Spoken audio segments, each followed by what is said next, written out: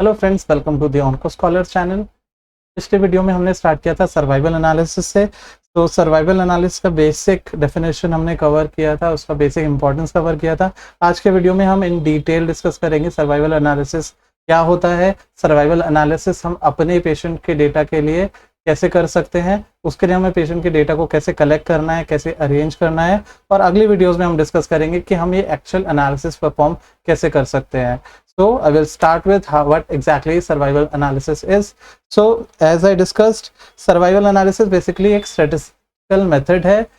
statistical method है तो variable भी होगा। वेरिएबल यहाँ पर है हमारा time to event. Time to event क्या है?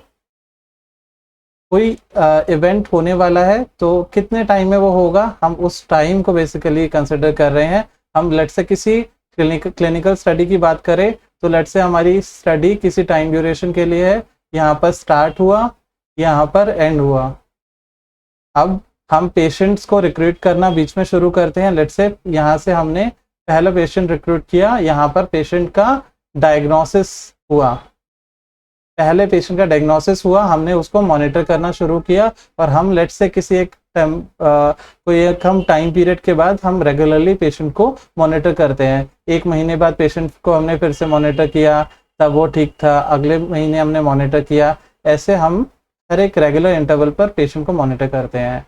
लेकिन हम कब तक मॉनिटर करेंगे? अब यहाँ पर हम डिफाइन करते हैं इवेंट। हम क्या चीज़ को हम मॉनिटर करना चाहते हैं।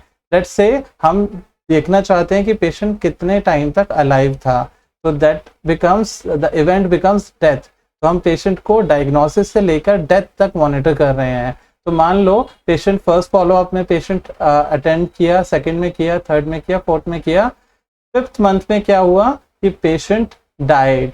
तो हमने जब फॉलोअप यहाँ पर किया तो पेशेंट या तो आया नहीं, अब कॉल करके कंफर्म किया गया कि patient has died during the study. तो यहाँ पर इवेंट हैज अकर्ड, यानी डेथ जो कि इवेंट था हैज अकर्ड।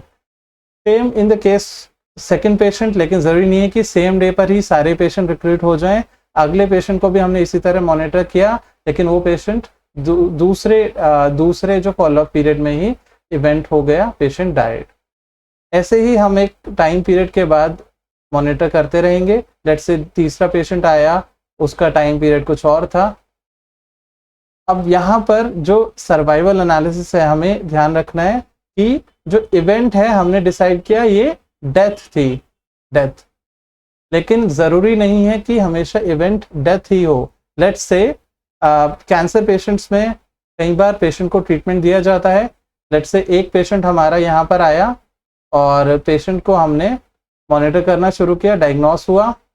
फिर यहाँ पर उसकी थेरेपी चल रही थी, थेरेपी का पीरियड था, थेरेपी काम कर गई और पेशेंट का डिजीज टेम्पररीली खत्म हो गया, यानी कैंसर इज गॉन इस टाइम पर।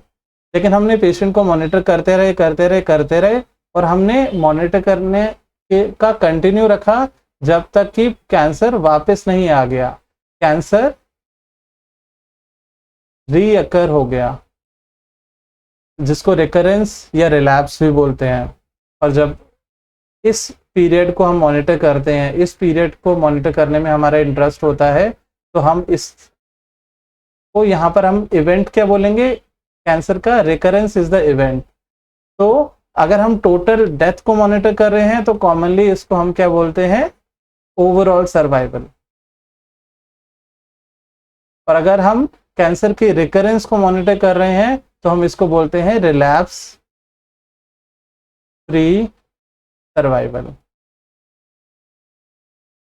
तो यहाँ पर नोटिस करने की बात यह है कि इवेंट कुछ भी हो सकता है।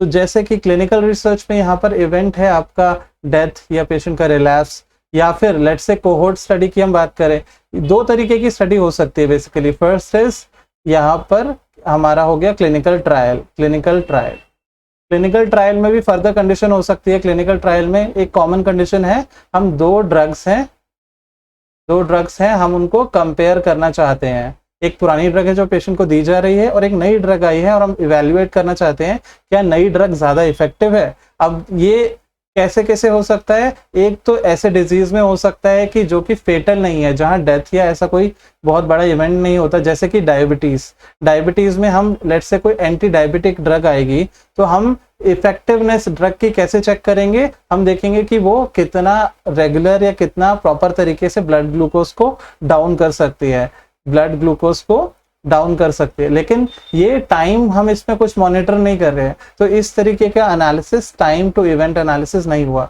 लेकिन हम बात करें किसी फेटल डिजीज की, जैसे कि कैंसर, तो कैंसर के केस में क्या होता है? सबसे कॉमन इंटरेस्ट लोगों का यही होता है जानने का कि जो नई थेरेपी है, नई ड्रग है, वो क्या पेशेंट के सर्वाइवल को बढ़ा सकती है। इसीलिए यहाँ पर मोस्ट कॉमनली टाइम, जो सर्वाइवल एनालिसिस है, टाइम टू इवेंट एनालिसिस है, यहाँ पर परफॉर्म किया जाता है। तो ये तो हो गया क्लिनिकल ट्रायल की बात। अब दूसरा केस सिनेरियो हो सकता है कोहोर्ट स्टडी का। कोहोर्ट स्टडी में हम क्या करते हैं? हम पार्टिसिपेंट्स को स्टडी में रिक्रूट करते हैं।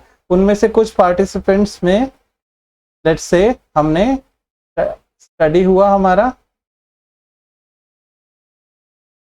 तो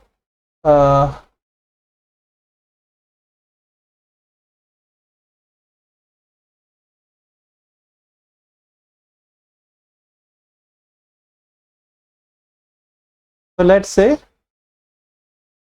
हमने यहाँ पर पार्टिसिपेंट्स लिए, पार्टिसिपेंट्स का डेटा हमने लिया, उनमें से कुछ एक्सपोज्ड हैं, कुछ अनएक्सपोज्ड हैं।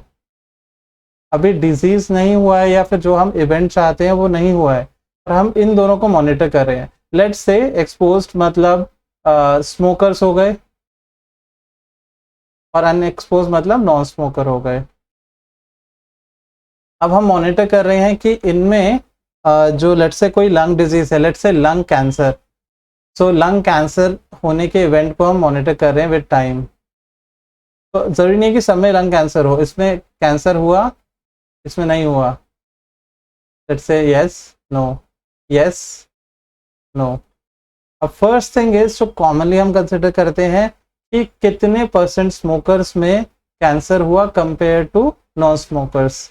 तो इसमें हम क्या करेंगे कि total number of non smokers में से क्या रेशो है जिनमें कैंसर हुआ, और टोटल नंबर ऑफ स्मोकर्स में से क्या रेशो है जिनमें कैंसर हुआ, इनको कंपेयर करेंगे। लेकिन लेट्स से हम दोनों ग्रुप में सिर्फ ये देखें कि टाइम कितना लगा है कैंसर होने में। तो ऐसा हो सकता है कि हम एक ड्यूरेशन लें कि हम इतने टाइम तक मॉनिटर करेंगे और उसमें देखेंगे कितने टाइम लगा कैंसर होने में। तो जब वो टाइम वाली बात आ जाएगी, यानी सिर्फ हम इस आर्म में लगे टाइम को इस आर्म में लगे टाइम से कंपेयर करेंगे टाइम, तब भी ये टाइम टू इवेंट एनालिसिस हो सकता है। तो ऐसे केस में, ऐसे दो सिनेरियोज में हम टाइम टू इवेंट एनालिसिस करते हैं। सो नेक्स्ट थिंग इज, अगर हमने टाइम टू इवेंट डिसाइड किया, लेकिन ज़रूरी नहीं है कि इवेंट हमेशा सर्वाइवल ही हो या इस तरीके का कुछ हो। ये किसी भी ऐसे स्टडी में यूज़ हो सकता है जहाँ पे हमारा इंटरेस्ट हो कि कितने टाइम में इवेंट हो रहा है। लेट्स से आपने कोई मशीन परचेस की है और वो कुछ टाइम बाद ख़राब हो जाती है, और आप कंपेयर करना चाहते हैं उसको दूसरी मशीन से जो ज़्यादा टाइम तक चलती है और ख़राब हो जाती है। या फिर किसी ऐसी कंडीशन में, लेट्स से आपके पास कोई मशीन है जो आपको एक सिग्नल प्रोवाइड करती है और वो सिग्नल सस्टेन्ड रहता है और कुछ टाइम बाद खत्म हो जाता है, और वही आपके पास दूसरा भी सिग्नल होता है जो कुछ टाइम तक सस्टेन्ड रहता है और उसके बाद खत्म हो जाता है, और आप कंपेयर करना चाहते हैं कि कौन सा सिग्नल ज़्यादा टाइम के लिए रहता है। तो इस सारे सिनेरियोज में जो आप एनालिसिस करेंगे that will be time to event analysis, और इसमें सेम स्टैटिस्टिक्स यूज होगी। लेकिन हेल्थ रिसर्च के केस में हम इसको सर्वाइवल एनालिसिस बोलते हैं। सो लेट्स सी क्या क्या हमें जरूरत पड़ती है सर्वाइवल एनालिसिस के केस में। सो फर्स्ट थिंग इज, हमारा स्टडी कैसे होती है? हमारी स्टडी हमेशा एक टाइम पीरियड के लिए होती है, जबकि हमारा पेशेंट ऐसा नहीं होता कि स्टार्टिंग में ही आ जाए। तो लेट्स से हमने पेशेंट अलग अलग टाइम पे रिक्रूट किए, इवेंट हुआ। अब ज़रूरी नहीं है कि हमारे पास सारे पेशेंट का डेट ऑफ डायग्नोसिस से date of death, let's say death event होगा तो डेट ऑफ डेथ तक का डेटा होना ज़रूरी नहीं है। इसीलिए यहाँ पर जो date of completion of study है, it is not that much important. आपको हमेशा याद रखना है कि डेट ऑफ डायग्नोसिस से इवेंट, अब ये इवेंट भी हो सकता है और आखिरी में आप एक लिमिट से ज़्यादा नहीं कर सकते हैं, तो वहां पर आ जाता है कंप्लीशन की डेट।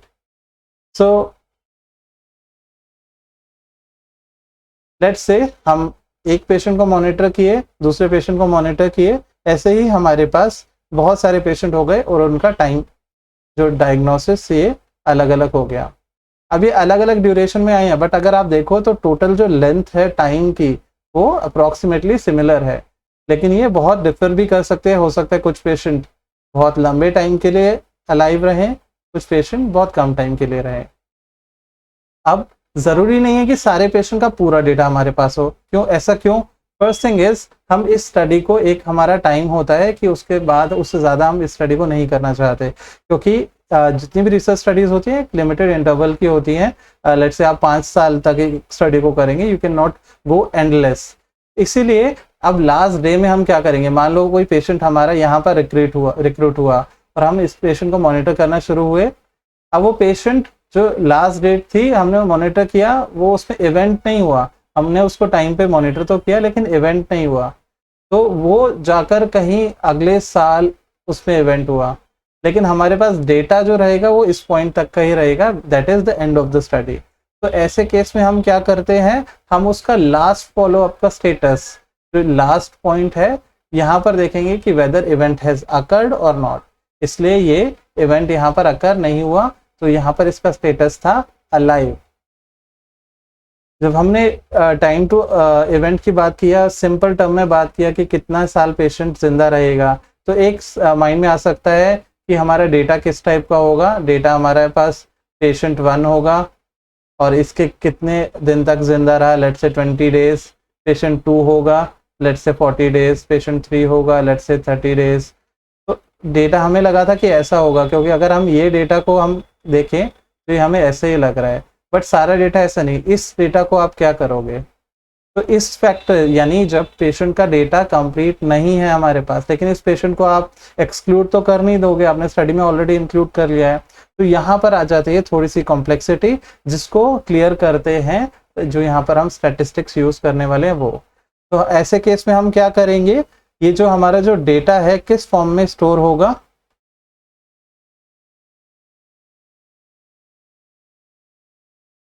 इस डेटा को हम मॉनिटर करेंगे। हम एक टेबल बनाएंगे, लेट्स से हमारा पेशेंट 1 है, उसका हम लेंगे डेट ऑफ डायग्नोसिस, और फिर लेंगे लास्ट डेट ऑफ फॉलोअप,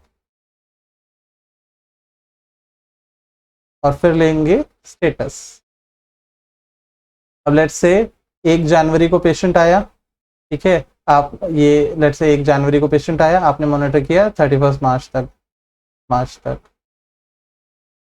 31 मार्च जो लास्ट डेट थी, जब आपने पेशेंट को, वेदर वो पेशेंट इन पर्सन आया या फिर आपने फ़ोन करके उससे घर पे कंफर्म किया, तो क्या वो पेशेंट अलाइव था या पेशेंट वाज डेड, तो वो होता है इसका स्टेटस। तो आपने लेट्स से अपने पेशेंट ओपीडी में नहीं आया, कॉल करके कंफर्म किया, आपको पता चला पेशेंट हैज़ डाइड और डेथ इज एन इवेंट, तो जब स्टेटस में लिखेंगे तो हम लिखेंगे डेड। तो ऐसे ही हम पेशेंट, अगले पेशेंट का देखेंगे, वो भी लेट्स से 10 जन को आया, तो वो 4 अप्रैल तक था और फिर डेड। तो ये केस सिनेरियो तो कवर हो रहे हैं, लेकिन यहाँ पर क्या करोगे, या फिर let's say next situation is, first thing was कि स्टडी कंप्लीट हो गई और पेशेंट में इवेंट नहीं हुआ।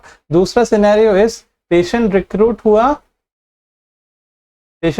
आप मॉनिटर कर रहे हो, अलग अलग टाइम पे मॉनिटर कर रहे हो, सब सही चल रहा है, पेशेंट वाज अलाइव, लेकिन अब नेक्स्ट फॉलोअप में आपको पता चला कि पेशेंट आया ही नहीं, उसके बाद कभी आप मॉनिटर तो कर रहे हो लेकिन अब पेशेंट आया ही नहीं, तो अब मॉनिटर भी नहीं आप कर पा रहे हो, ये टाइम ही नहीं है, यानी आपने फॉलोअप किया ही नहीं।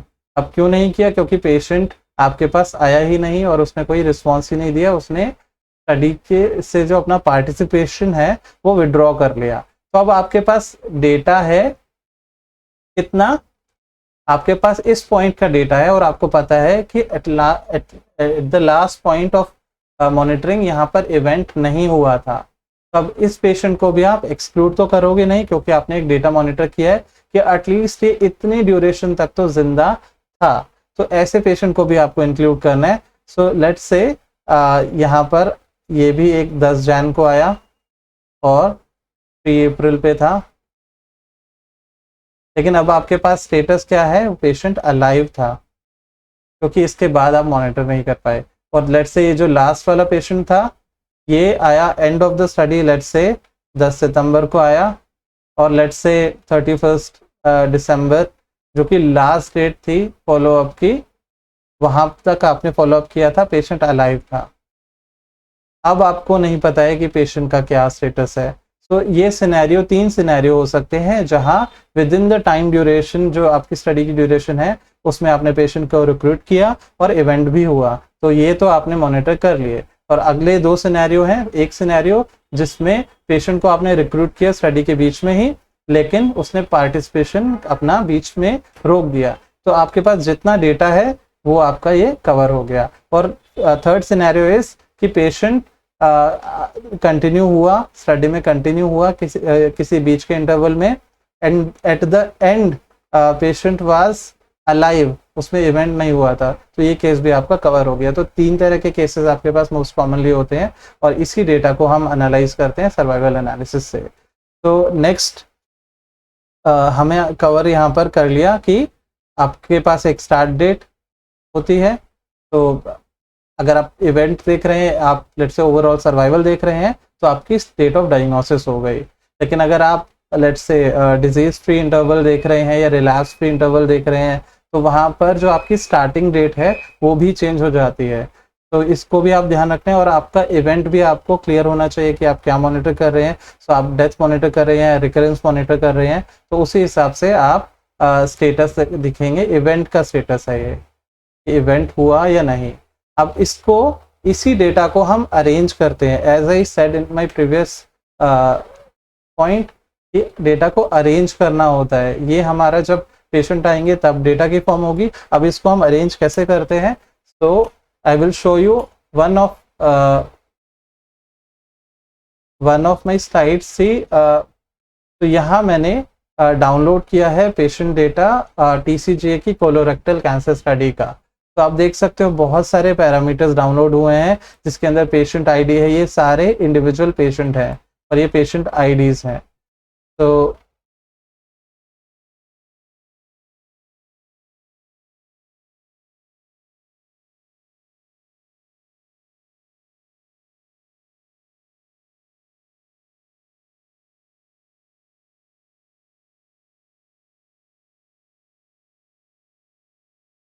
ये पेशेंट आईडीज हैं। अब आपके पास डायग्नोसिस की एज है, सो आपके पास पेशेंट की एज है और बहुत सारे पैरामीटर्स हैं।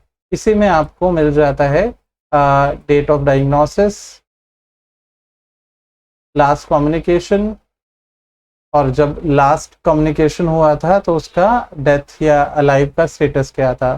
तो ऐसे आप डेटा यूज़ कर सकते हैं। अब इसी डेटा को अगर मैं थोड़ा क्लियर करूं, तो मुझे चाहिए था डेट ऑफ डायग्नोसिस। तो यहाँ पे मैंने कुछ पेशेंट के डेट ऑफ डायग्नोसिस का रैंडम डेट्स पिक किया है और आप देख सकते हैं next is date of last follow up. Last follow up पर डेट्स अलग अलग हो सकती हैं, क्योंकि कुछ पेशेंट्स बीच में से निकल गए होंगे, कुछ पेशेंट्स एंड तक स्टडी में रहे, कुछ में इवेंट हो गया तो उनका फॉलोअप उसी टाइम तक ही हो पाया। तो नेक्स्ट थिंग इज, अब आपको कैलकुलेट करना है डेट ऑफ डायग्नोसिस से लेकर डेट ऑफ लास्ट फॉलोअप। तो इस जो टाइम ड्यूरेशन को होगा आप कैलकुलेट करोगे। सो यहाँ पर एक बहुत सिंपल फॉर्मूला है, आप उससे कैलकुलेट कर सकते हैं, एक्सेल का फॉर्मूला है और नेट पर भी इजीली अवेलेबल है। तो आप इसको यूज़ करके आप इन दोनों जो डेट्स हैं उनके बीच का duration, whether you wanted in days, आप उसको मंथ में करना चाहते हैं वो भी कर सकते हैं, या वीक्स में भी करना चाहते हैं वो भी कर सकते हैं। तो whether you use dates in months, days और वीक्स, वो सर्वाइवल एनालिसिस को कोई भी चेंज नहीं करता है। अच्छा, इसके बाद आपको जो मोस्ट इम्पॉर्टेंट थिंग है कि उस जो लास्ट फॉलोअप पर उसका स्टेटस क्या था, अलाइव या डेड हो गया। तो बाकी जो स्टडी का एंड डेट है वो कॉमन ही रहता है। अब आपको क्या करना है, इसी डेटा को आपको स्टैटिस्टिकल पैरामीटर्स स्टैटिस्टिकल एनालिसिस में यूज करना है। तो in this video we have covered how you can manage your data. अब नेक्स्ट थिंग इज, इस डेटा को अगर आपको स्टैट के लिए यूज करना है, आपको क्या करना है, आपको सिर्फ 2 पैरामीटर्स चाहिए। You want is status and you want number of days. ये जो 2 चीजें हैं आपको सिर्फ यही चाहिए अपने स्टैटिस्टिकल एनालिसिस के लिए।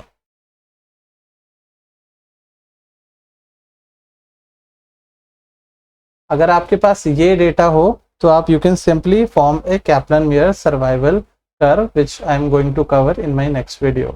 So we will discuss in the next video how to analyze this survival data, how to perform how to make Kaplan-Meier survival curve, और उसको हम आगे कैसे कंपेयर कर सकते हैं बिटवीन, लेट्स से हम 2 ड्रग्स की एफिशिएंसी देखना चाहते हैं कि किस में पेशेंट सर्वाइवल ज़्यादा होगा, तो हम ऐसे सिनेरियोस को कवर करेंगे in the next video. So keep updated with the coming videos of the series. Thank you.